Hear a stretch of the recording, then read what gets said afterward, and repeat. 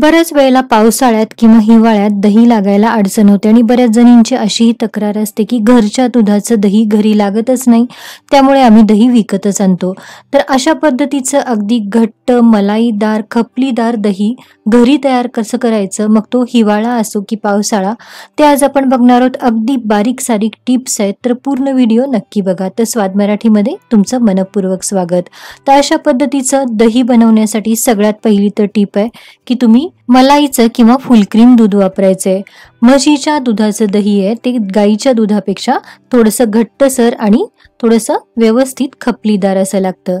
तर जे दूध तुम्ही वापरताय ते दूध आपल्याला अगदी व्यवस्थित 10 मिनिटापर्यंत उकळून घ्यायचं. इथे मी अंदाजे 1.5 ते 2 लिटर दुधाचं दही लावते, त्यामुळे हे मोठ्या कढईमध्ये उकळलं जात आहे. तुम्ही जे कुठलं दूध वापरत असाल किंवा कमी प्रमाणात जर दही लावणार असाल तर दूध मात्र अगदी व्यवस्थित 5 मिनिटापर्यंत खळखळून उकळलेलं असलं पाहिजे. आणि दूध थंड होईपर्यंत अजून एक महत्त्वाची टीप, जे कुठलं विरजन तुम्ही वापरत असाल ते विरजन खूप ताजंही नको आणि खूप शिळंही नको.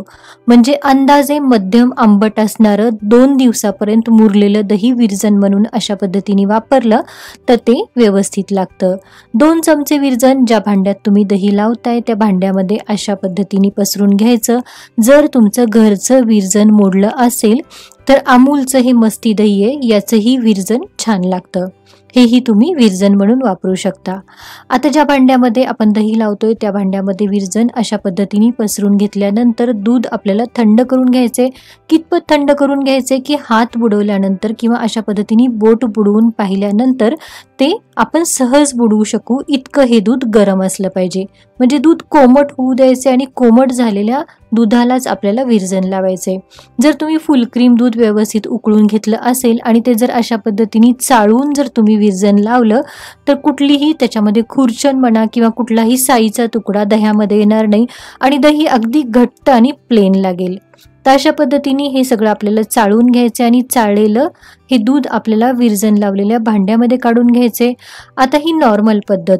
जनरली अशा पद्धतीने तुम्ही दही लावून जर उन्हाळ्यामध्ये ठेवलं तर 8 ते 9 तासामध्ये किंवा रात्रभरामध्ये हे दही अगदी व्यवस्थित लागतं. फक्त अडचण येते ती पावसाळ्यात किंवा हिवाळ्यात, जेव्हा दही पटकन लागत नाही तेव्हा अशी ट्रिक आहे की एका गरम पाण्याच्या भांड्यामध्ये अशा पद्धतीने आपल्याला स्टँड ठेवायचं आणि स्टँडवर हे विरजन लावलेलं भांडं अगदी पॅक 2 झाकण लावून ठेवायचे आणि वरतून अगदी जाड कपडा किंवा जाड नॅपकिन आपल्याला अशा पद्धतीने झाकून ठेवायचं आहे. हे जर तुम्ही केलं किंवा अजून एक टीप अशी आहे की तुम्ही जर कॅसरॉलमध्ये जर दही लावलं आणि कॅसरॉल अशा पद्धतीने जाड नॅपकिननी झाकून ठेवला तर ते दही अगदी नक्की व्यवस्थित लागतं. आणि हे अगदी पावसाळ्यामध्ये लावलेलं दही आहे. तुम्ही बघता हे दही किती घट्ट झालंय, किती मलाईदार झालंय आणि अगदी खपलीदार हे दही तयार झालंय. तर पावसाळा असो की हिवाळा अशा पद्धतीने थोडंसं काळजीपूर्वक या सगळ्या टिप्सचा वापर करून जर दही लावलं तर घरच्या खपलीदार घट्टसर मलाईदार दह्याची चव बाहेरच्या दह्यापेक्षा नक्कीच वेगळी असते. तर अशा पद्धतीने हा दह्याचा व्हिडिओ तुम्हाला आवडला असेल तर व्हिडिओला नक्की लाईक करा आणि स्वाद मराठीला नक्की सबस्क्राईब करा. तर पुन्हा भेटूया अशाच एका नवीन छानशा व्हिडिओसह. धन्यवाद.